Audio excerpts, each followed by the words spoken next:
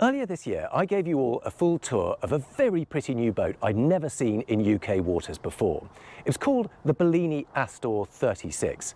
Now, it's built at a small privately owned family yard on Lake Iseo in Italy, much like its old rival Riva. But whereas Riva has been building boats continuously all that time, for many years, Bellini focused on restoring and maintaining classic wooden boats. But recently, they've gone back into new boat production with a very attractive range of walk-around, open, Mediterranean-style sports cruisers. But the big question we're here to answer today is whether a boat that's built on a lake in Italy is equally at home on the more exposed waters of the UK. My name is Hugo Andreae. You're watching Motorboat and Yachting. Let's go boating.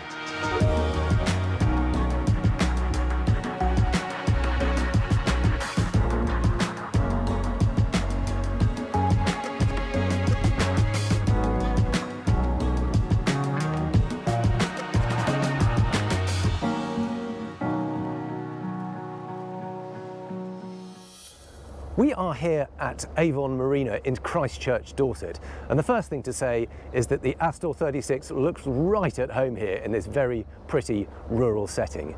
It may be mid-October, but with the sun shining, it all looks very promising.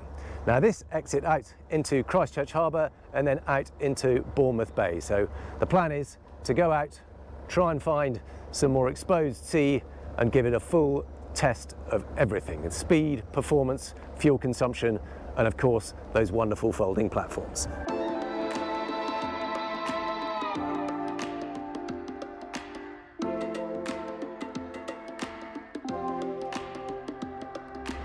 Christchurch Harbour is famed for its very narrow, shallow channel that wiggles all the way up to the river itself, but it's also a spectacularly beautiful setting.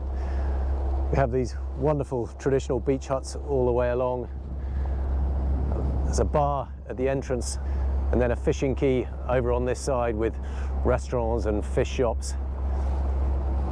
It's a classically British seaside town. And you know what? The Astor 36 looks very comfortable here. And that is one of the most iconic sights in British boating. Cruising past the Needles Lighthouse into Scratchell's Bay, sun lighting up the white chalk cliffs. It's pretty much the perfect combination of Italian boat meets British scenery.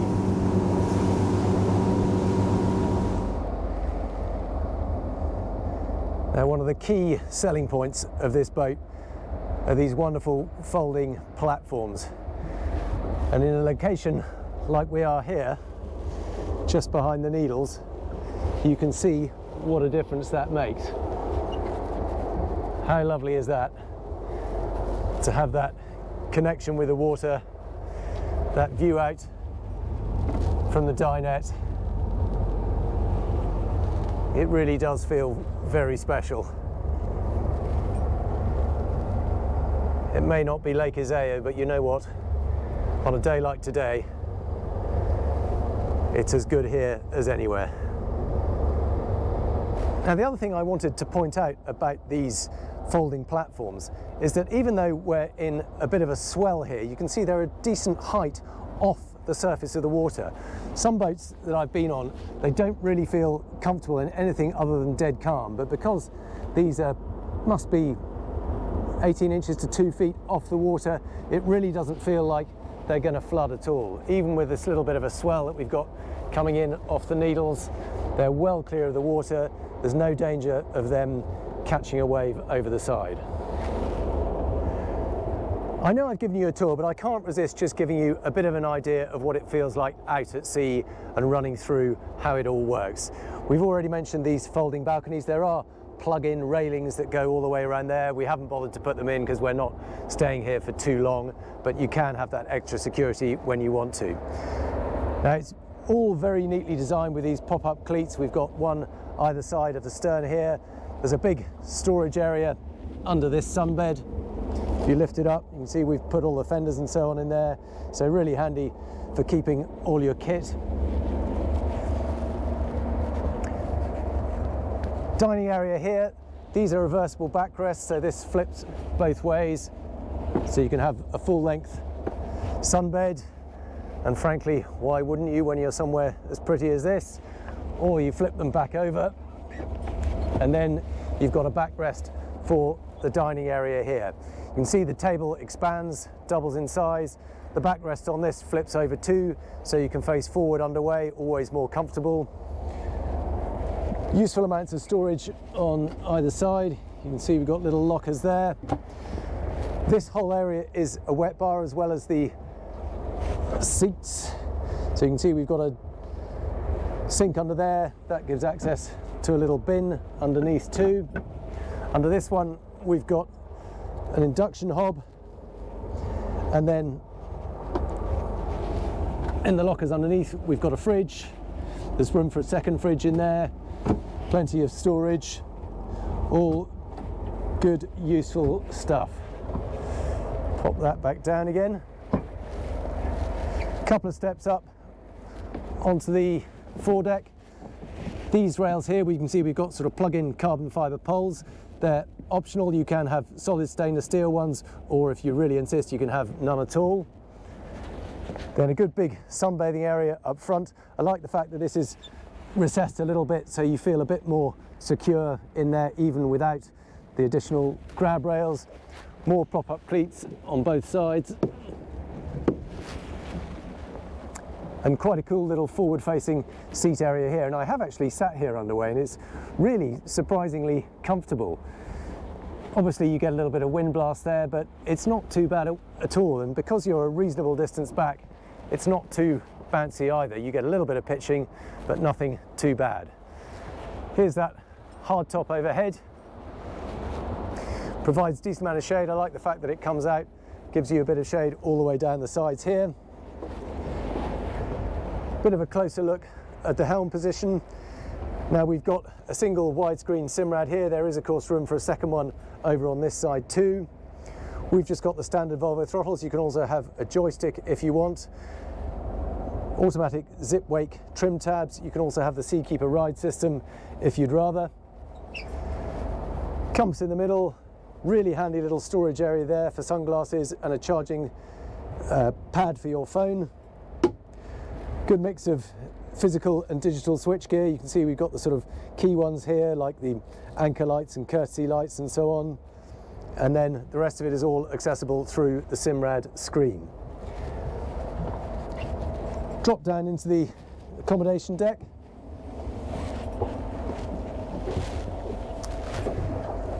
Rather than having a separate lower dinette, we've got a proper permanent bed here.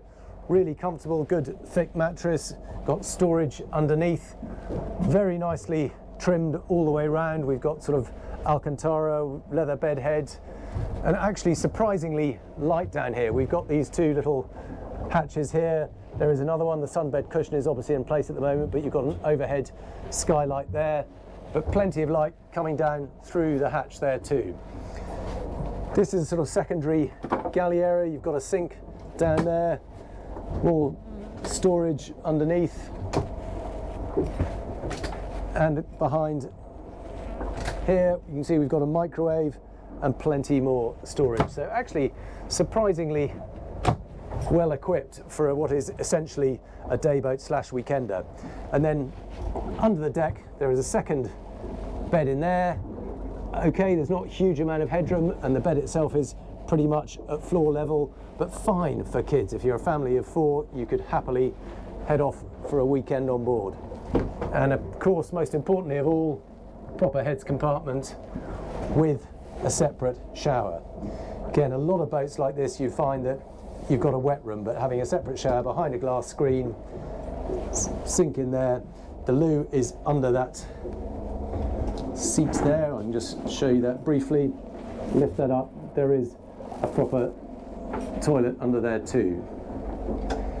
So yes, it may be primarily a dayboat, but it has got sufficient facilities to have a very comfortable weekend on board.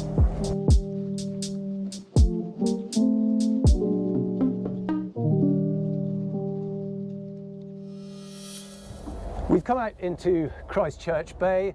First thing to do obviously is set up the helm correctly. We've got plenty of different seating options. You can see we've got these bolster seats. They slide back and forwards too. The wheel itself also adjusts for angle, doesn't adjust for reach, but then you can slide the seat back and forth. Because of this bolster cushion, it means you've got the option to stand very comfortably.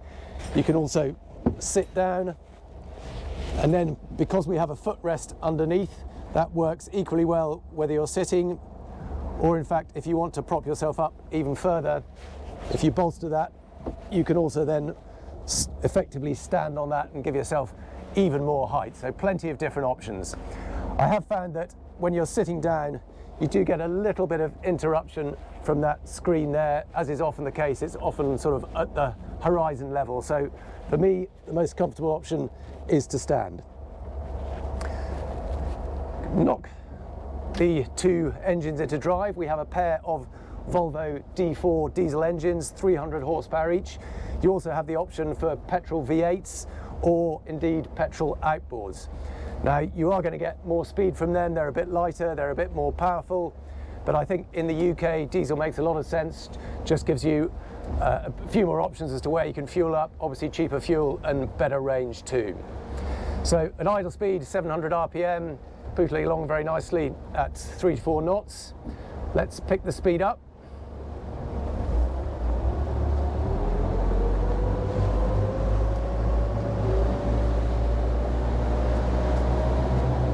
Now we have got zip wake automatic trim tabs on this. They will help keep the bow down a bit. To be honest, they probably do with a little bit more setup time, but we've always got the option to bring the bow down manually. So just starting to plane now at about 17 knots and 2,500 RPM. Really bring those turbos on. Bit of an extra punch as the turbos really kick in. Now we're up to 24, 25 knots. So we've got a little bit of surface chop, not too much. At 25 knots, and at 25 knots or 3,000 RPM, we are burning around about 76 litres per hour between the two engines, and that gives us a range of about 193 nautical miles with 20% in reserve. So good amount of range and a decent, very comfortable cruising speed. Now obviously in an open boat there's a fair bit of noise. That's mainly wind noise rather than the engines, but let's go all the way and see what it'll do flat out.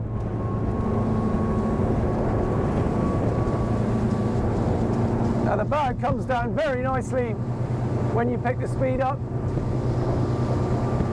We're now doing 30 knots, we're still building a bit. Might just lift that bow a tad.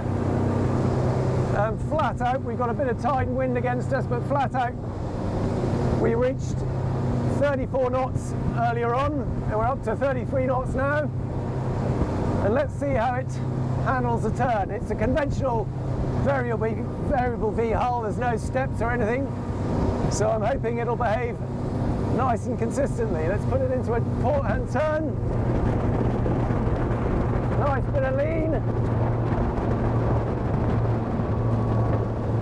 Little bit of slide, just about the right amount. Coming round nicely. Here comes our own wake. It's probably about 4 or 5 boat lengths. Straighten it up for the wake. It's taking that very comfortably.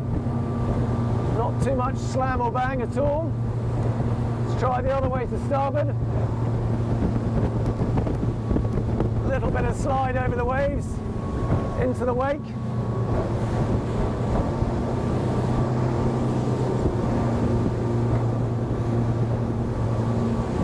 Let's ease it back a little bit.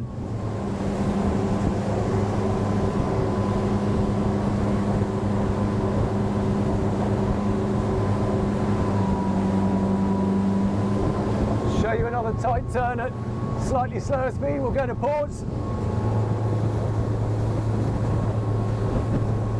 And flick it back the other way to starboard.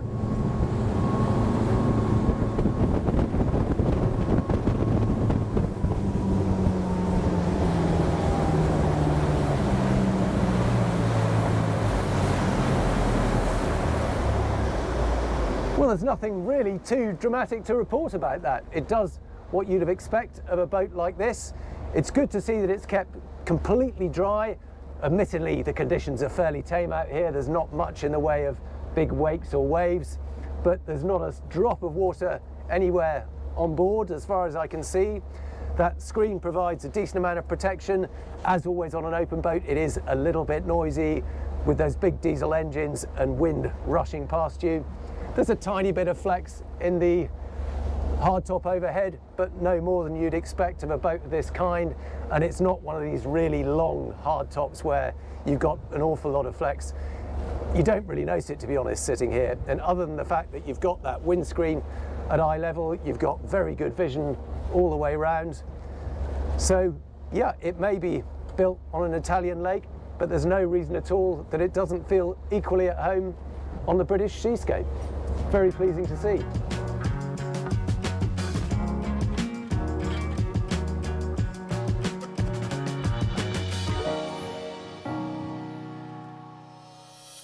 Well, that has been an absolutely glorious day's boating. We've come out of Christchurch Harbour, we've run across the bay all the way over to the Needles on the Isle of Wight, anchored up round the other side of it, put the platforms down and blasted back at speed. We've done everything that you would typically do of a day's boating.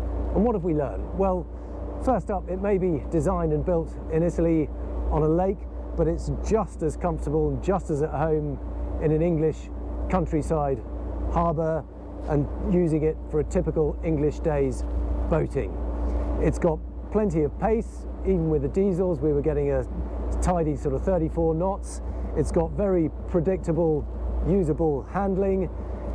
It's not really that different to all those popular day boats like an Axopar or a Saxtor. Sure, it's a little bit more expensive. This particular boat, prices started around about £450,000 for the petrol version ex-tax, up to about sort of 550, 600 for a fully spec'd diesel boat with air conditioning, painted and all the kit you can see here. But it does feel a lot more special. You're not going to come across 5 of these in every marina you visit. It's also beautifully built. It's got that really usable interior. You could happily spend a couple of nights on board. There's room for your family too. So yes, it is a custom-built Italian boat, but it's also a really credible one and a perfectly usable one. There's no reason at all why you couldn't keep this in the UK, use it at sea, not all year round. Clearly it's largely a summer boat, but we're now the middle of October, we've had a glorious day out, and frankly it's one of the best days boating I've had all year. So sure, if you want an Italian built boat, it works equally well in the UK. I think we've proved that.